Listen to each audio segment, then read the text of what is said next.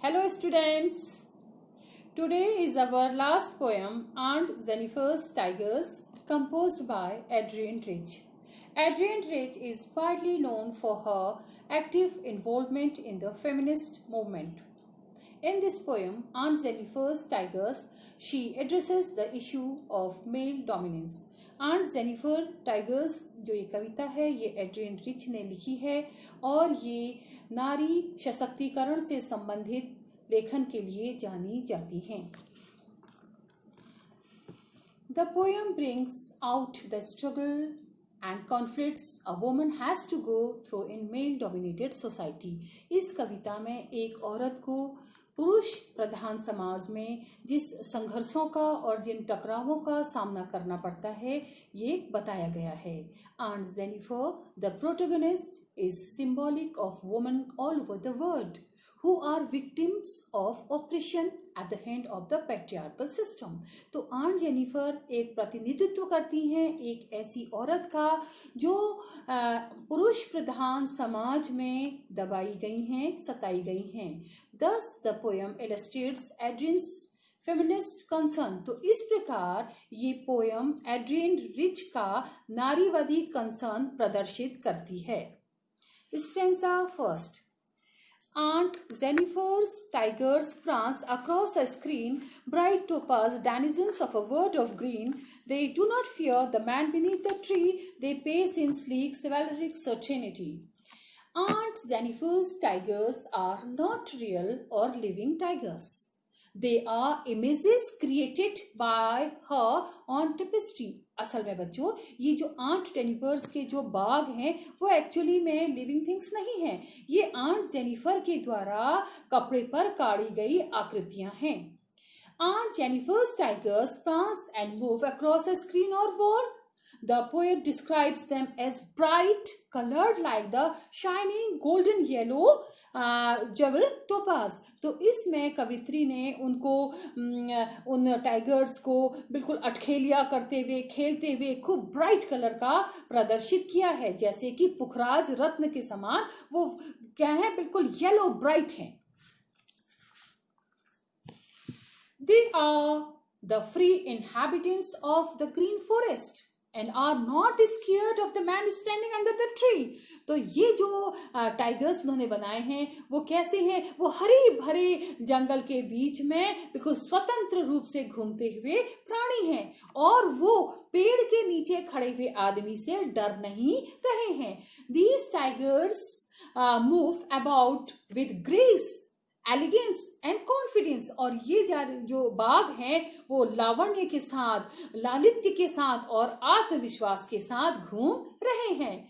Aunt Jennifer, who is held captive by the oppressive hand of our patriarchal society, creates in her art an alternate world of freedom. तो actually बच्चों ये जो aunt Jennifer इसकी नायिका हैं इस कविता की तो वो क्या हैं जो कि हमारे इस पितृ सत्तात्मक समाज से सताई गई हैं. दमन जिनका किया गया है वो एक अपने दिमाग में अपनी कला में एक ऐसे समानांतर दुनिया का निर्माण कर रही हैं, क्रिएट कर रही हैं जो कैसी है बिल्कुल मुक्त है, बिल्कुल स्वतंत्र है.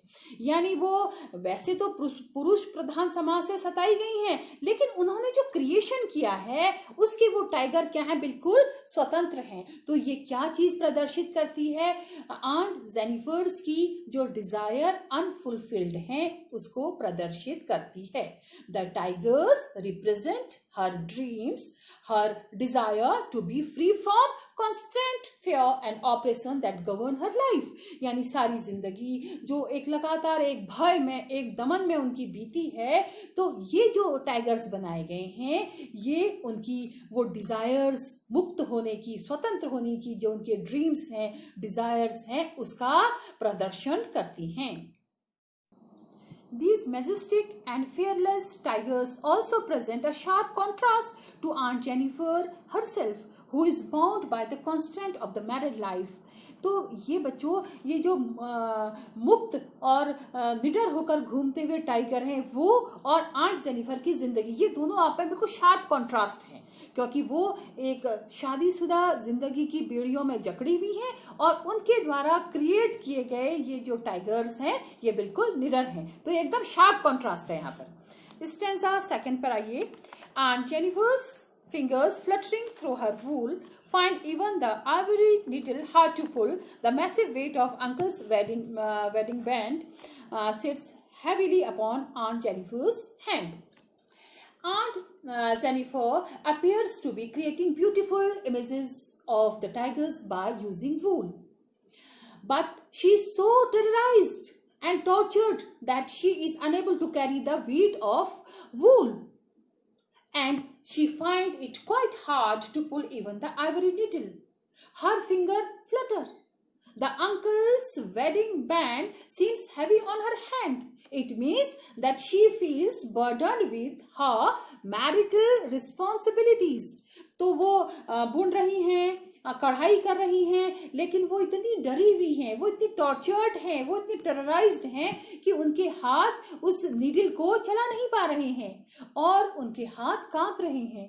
साथ ही साथ उनके हाथ में जो अंकल का शादी का जो रिंग है वो भारी पड़ रहा है। बच्चों, इसका मतलब है it means that she feels burden with her marital responsibilities, यानी शादीशुदा जिंदगी की जिम्मेदारियों ने उन पर बहुत ज्यादा भार कर दिया है। Aunt Jennifer's marriage was just like a heavy band on her. After her marriage, she had no liberty or will of her own. Wedding band here reverts to the band of a slavish life. तो यहाँ पर शादी की जो अंगूठी है वो दास्ता का बंधन है। किसके लिए? आंट जेनिफर के लिए। अब आइए स्टेंजा थर्ड पे।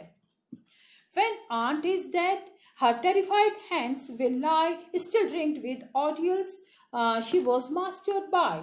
The tigers in the panel that she made will go on prancing proud and unafraid. The final stanza reveal a sad truth. ये आखिरी जो स्टेंजा है ये एक कटु सत्य को दर्शाता है। The poet says that even death will not be able to release Aunt Jennifer's from the trauma she had to undergo during her lifetime. तो पोएट इसमें कहती हैं कि मृत्यु के बाद भी सारी जिंदगी उन्होंने शादीशुदा जिंदगी का जो सदमा झेला है वो उससे मुक्त नहीं हो पाएंगी। उसके बाद भी वो उससे मुक्त नहीं हो पा रही हैं। However, the tigers created by her will be eternal. लेकिन जो भी हो उनके द्वारा कढ़ाई किए हुए जो बाघ हैं वो अमर हैं, वो शाश्वत हैं। They will always be proud and unafraid. और वो क्या है? बिल्कुल निडर हैं और गर्व से मूवमेंट कर रहे हैं। It also gives us the message, एक और भी इसमें अनकहा मैसेज बच्चों हमें मिलता है। वो क्या है? Art endures beyond human life, कि इंसानी जिंदगी से ज्यादा अमर कौन है? कला। यानी इंसानी जिंदगी तो क्षणिक है, क्षणभंगुर है, लेकिन कला जो है वो अमर है और शाश्वत है। They need to break their shackle and be unafraid like the tigers themselves. तो आखिर में पोएट ये चाहती हैं कि औरतें जो क्या करें, ये बेड़ियां हैं जो उनके पैरों पे बेड़ियां हैं उसको तोड़ें और वो निडर और साहसी बने। This brings us to the end of the poem. With this, we complete the poetry section. I hope you enjoyed learning through this video series. Keep learning, keep practicing. Thank you.